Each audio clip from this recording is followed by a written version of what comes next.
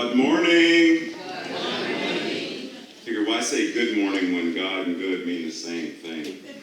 So how in the heaven are you today? Did you think I was going to say something else? Come on, really?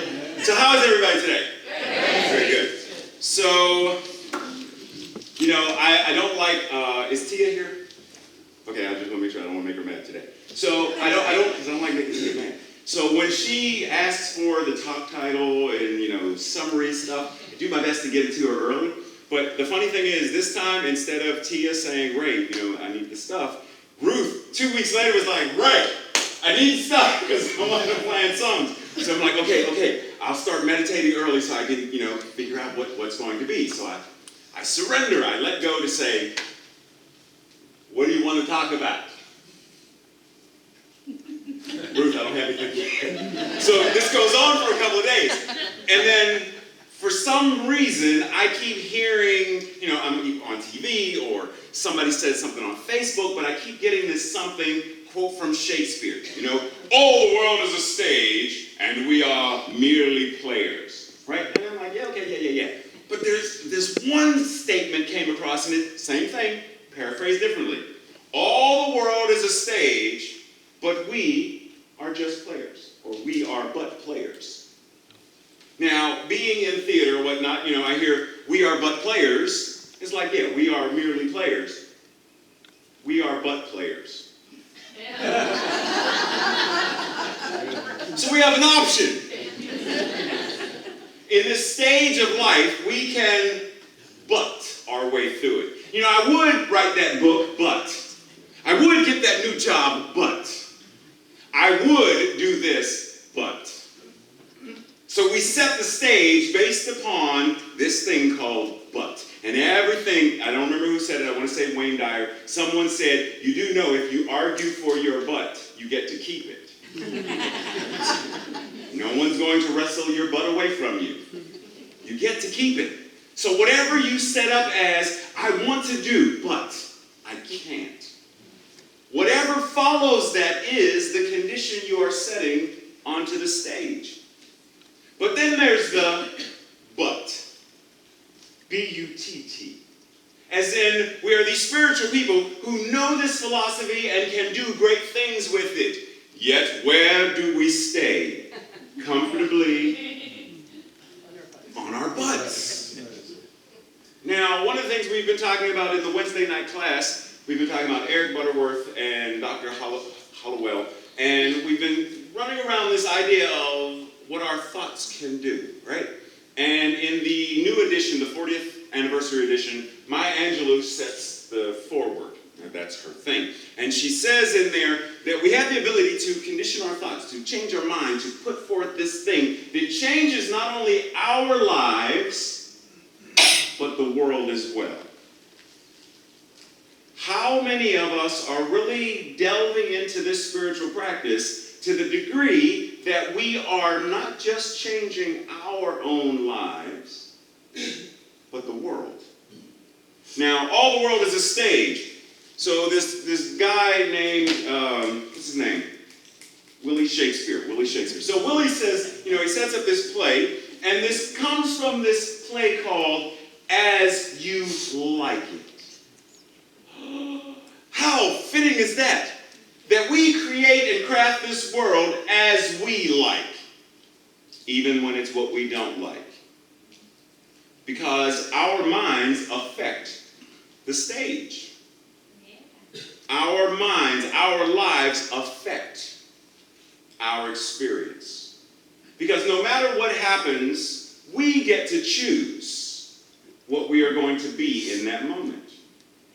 Just because something bad happens. One of the things, so yesterday Tracy and I we were watching Iyanla Vanzant, Fix My Life. I'm thinking of the name of the show for a second.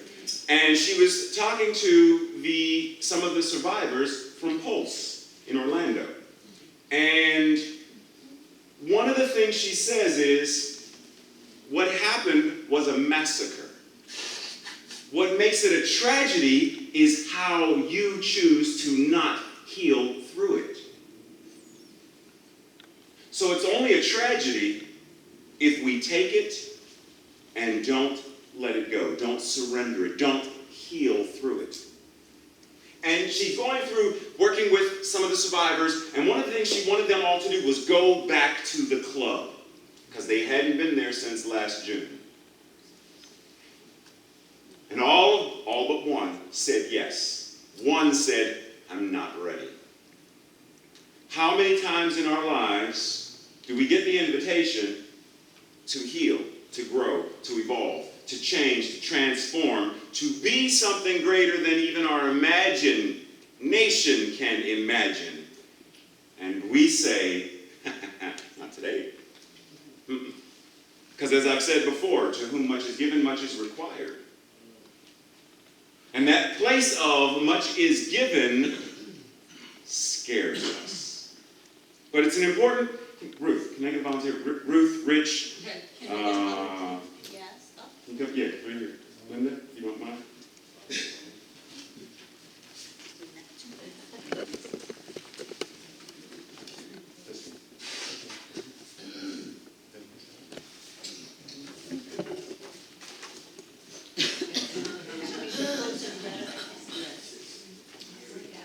Now, see, the important thing for us to remember is, one of the things I talked about several weeks ago at a different center was that what if our boogeyman is the guru? What if the thing that scares us is the thing that is offering us a lesson? Because the thing that scares us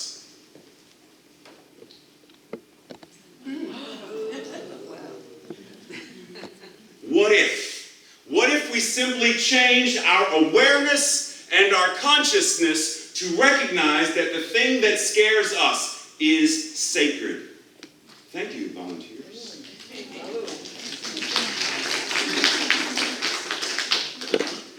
But see, we don't often want to do that, because it's easy to compartmentalize and say, no, but there is evil in the world. And one of the things we talked about in Wednesday night class as well was that suffering occurs, and I don't remember which author, because we talked about Joel Goldsmith, and we talked about a whole bunch of people. And one of the things I said was, suffering occurs when we believe that there are two powers rather than one. Because the moment we believe that there are two gods, the good God and the anti-God, that we believe in this and that we are so focused on duality as an actual thing, like a substance-related thing, then we fear this other stuff. Rather than going into what we say we believe and practice. There's only one power. 1 plus 1 in this teaching still equals 1. Never 2. Never this and. Always God showing up in various forms, but still only 1. And see, one of the very interesting things is we can still be in this teaching and not recognize or realize that there are levels of. For example, how many of us in here would say, I don't cook very well? Not me, I don't cook very well, but for you. Raise your hand if you would say that you yourself do not cook very well. That's funny. Now, if I asked you, do you know how to make toast? You'd say yes, but isn't making toast a form of cooking? Isn't it an aspect of cooking? Yes. As is putting a hungry man in the microwave and yes, or in the oven. Yes, all of those are forms of cooking. Yes, levels of. So making toast, making jello, putting a microwave dish, microwave dinner in, yes, that's still cooking. So you understand the principle and the concept of what it means to cook. But then there are those who do know how to entrust themselves to cook from scratch. And so they cook. They get the ingredients and they cook and they do stuff. And it might, ooh, this was good. Yes, can you do it again? Yes. And following the recipes, and yes, they got it. Good. But then there are those like Julia Child, and Gordon Ramsay, and Bobby Flay, who not only can tell you what nutmeg is, but where it comes from, what season it, or there's a hint of nutmeg in this, but it's red nutmeg from Malaysia. So you have toast, scratch, and gourmet.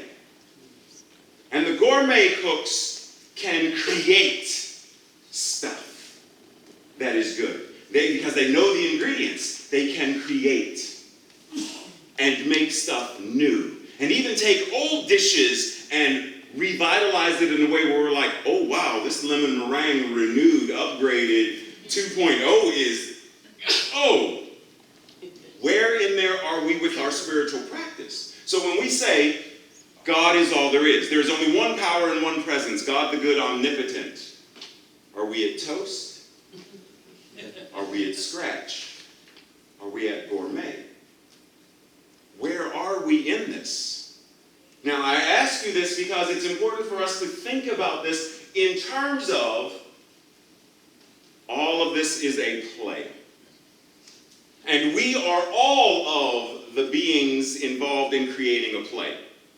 Meaning, we are the critic who says, well, I didn't particularly care for the soundtrack or the star of the show. Like the critic. We are them. Because that's the ego self that says, well, I don't like the way, I don't want more of the critic. But we are also the composer, the stage manager, the prop manager. Those who create costumes and wardrobe. The actors who move about the stage. But even more so, we are the director who get to determine what costumes the actors will wear. We get to determine the lighting that the actors will move in. We get to determine what soundtrack will be going off in the back of our minds. In the back of my mind, what song do I hear? Because we all have a song somewhere in here.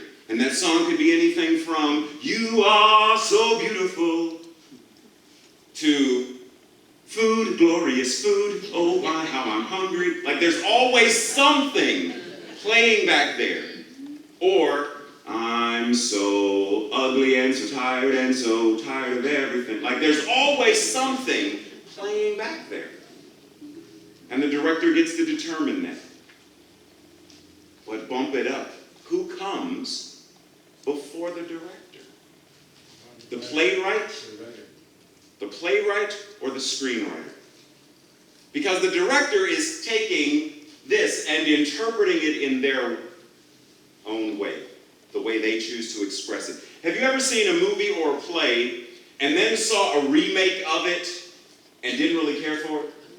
So it's like it's the same story, but there was something different about it. Different actors, different setting, something was... Many years ago, there was a movie, Lorraine Hansberry wrote a play called A Raisin in the Sun. And there was a movie version of it where Sidney Poitier plays the main character, the son. And years later, they do a remake of it.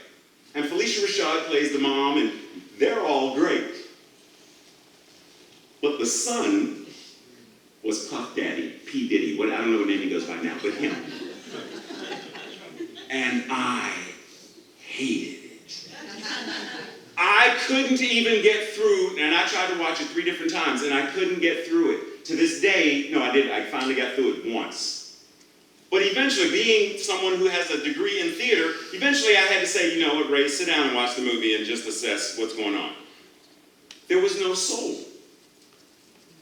He, for whatever reason, was not able to take what the playwright intended for this character, and the director did the best they could do with, well, he is a star, and a star, I mean, what are we going to do, Steph? He's going to draw tickets, so even if the show sucks, put him up there. Okay, just like the director did the best the director could do. But here we are, not connecting to the playwright as much as we could. We are busy running around thinking we have to direct and control, manipulate and micromanage everything. How many of us try to micromanage our husbands, wives, spouses, partners, children, employer, employee, minister, prayer chaplain, somebody? We are trying to tweak. And we may not even realize that that's what we're doing. We may not even realize that there's this level of codependency that is attempting to, well, maybe if I cry, then maybe Rita will give me that piece of chocolate cake that she's getting ready to eat, but, you know, Rita said, nope, cry all you want, Ray. But are we doing things like this not realizing that there is part of us attempting to control rather than let go, rather than surrender to the play and play? How many times do we, now, many of us, we have a Facebook presence or a social media presence, and it's important to think about, because we don't think of it this way. It's very easy for me to think about what am I saying to the person that I am seeing. Because I can see things, I see feedback. Is he watching me? Is he ignoring me? There are cues that say, social cues that say, he's ready to go. But via Facebook and social media, we don't get that. So there are things that we post, not realizing that I am putting venom in your path. And you open the post and you see, for example, not too long ago, there was a whole slew of videos and photos of animals in horrendous conditions. And you read the comments and stuff. And there's the and it's horrible, and you should find the person who did it and kill them, and that's venom. But the thing is, you read, and it's, where's the solution? Where are we taking the ownership to say, I'm going to rewrite this portion of the script. I'm going to rewrite, recraft, reinvent this character that is no longer working. Why can't we do, how many of us saw the original Wizard of Oz? Pretty much everybody. How many of us saw Wicked? Same story, very different perspective or take. Wizard of Oz, the Wicked Witch was bad. She's the villain. Wicked, we see that she isn't really. She was written to be perceived as, for, wow. So then that makes the Wizard of Oz nothing but propaganda. Yeah. Wow. Why can't we do the very same thing? Find whatever villain is showing up in our lives. For me, it was many of the members of my family. Those who abused me the most. Those who I trusted the most who abused me. They were the villains. Then it was close friends and teachers. They were the villains. And at some point I realized, for as long as I keep them villains, they can vilify me. Or they can victimize me. What good is that doing me? How do I grow through that? So what did I do? I rewrote enough of the story to change it, to take away their power. I rewrote enough of the story to do what Glenda did when she said to the Wicked Witch, you have no power here. Rewrite, recraft, reinvent. We have the ability to do that. Are we making toast? Because we all act. Our level of acting, are we to be or not to be? That is the question. Like, is that where we are? In our acting skills? Or are we somewhere else where it's to be or not to be? That is the question. Whether it is nobler in the mind, like, are we there? Or are we somewhere over here where it's Denzel Washington or Angela Bassett or, like, are we there? Susan Sarandon, like, are we there where it's like, oh, almost everything they do, it's like, oh, I didn't even see you. Unlike Tom Cruise, where every movie I see, it's Tom Cruise. It's Tom Cruise as a samurai. It's Tom Cruise as a Marine. It's Tom Cruise. For me, that's what I see. He doesn't disappear. A master disappears and becomes effortless in the flow, in the bliss? Where are we? But more importantly, where do we choose to be? So when we communicate, when we post, when we engage in text or social media, it is still our opportunity. Everything that we type, everything that we post is something we are putting into the queue of life to say, I want the players to respond to this. But are they going to respond the way we want them to respond? When I say something, is the person going to respond the way I expect them to respond? Or am I going to be free of expectations? And I'm going to focus so much on what I am and what I present and what I do that I know that my presence is a beneficial presence to the world. Even when I can't see what shores the ripples are touching, I know. Because I know there's only one mind. So I know if my mind is focused on love, peace, joy, bliss, passion, health, wholeness, wellness, well-being, and that's what I am focusing on.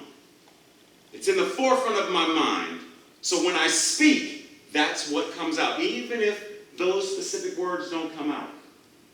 If it's simply, oh, let me get the door for you. What she hears is, I am God opening the door for God. I, as God, love you. And I receive the love that God is, loving itself as, through, with me, in the simple act of opening a door. You forgot your keys. And what he hears is, God, source, the universe, is looking out for itself as me. Because I'm focused on what I, as screenwriter, playwright, write.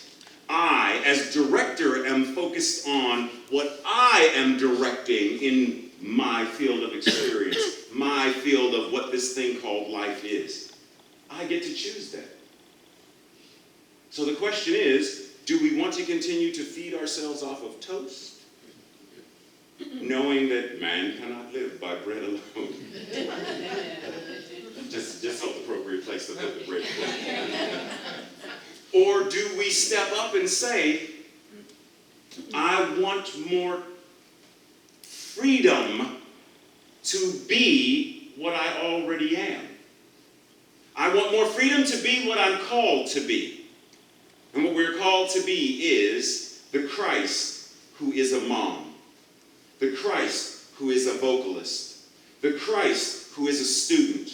The Christ who is a teenager, a millennial, a senior. The Christ who that's what we're called to be. This showing up as exactly who and what we are. Are we answering the call? Phone's ringing. Do we let it go to voicemail? Listening. See, look at the caller right here. Oh, it's the universe. I don't know what it wants. I'm going to let it go to voicemail. I'll see what it says. Turn volume up. Or do we, with zeal and enthusiasm, say every time it rings, yes. Not what do you want, not may I help, yes. Simply a yes. Yes, because the universe is always conspiring, and we say the universe is conspiring for your good. Yes and no. The universe is conspiring for its own good as you. So everything that is happening ultimately is happening for us. Are we willing to say yes to that? And I understand and I know and I hear you because I hear it. Yes, things happen in the world that we do not call good. Yes. Things happen in the world that are painful. Yes, I understand that. And the moment more of us are willing to turn our attention from the tragedy, see it for what it is, a massacre, not a tragedy. It's a massacre. Turn our attention and then step into being what we are called to be, then what I am changes you. And what you are changes them. And what they are changes them. And then sooner or later, a tipping point happens where someone says, why would I ever strap a bomb? Why would I even need a bomb? If I'm going to set a bomb, it's going to be a bomb, photobomb. For love and joy. That's what I'm going to do. If I am going to explode, then I am going to explode with laughter. I'm going to explode with a willingness to serve mankind. I'm going to explode with a willingness to make sure that all of the ecosystems on this planet are healthy and well. That's what I'm going to explode into. But we are the ones, because for as long as I see a villain, then a villain, that person must stay. Voldemort was written to be a villain, and he stayed a villain till the end. The Wicked Witch was a villain until someone said, not in my story, not in my play. She's the hero. So in this moment, we get to answer the call. In this moment, we get to say yes. In this moment, we get to identify and recognize that we are all of the actors, the director, the playwright, the screenwriter. We are each and every one, for there is only one. So it is.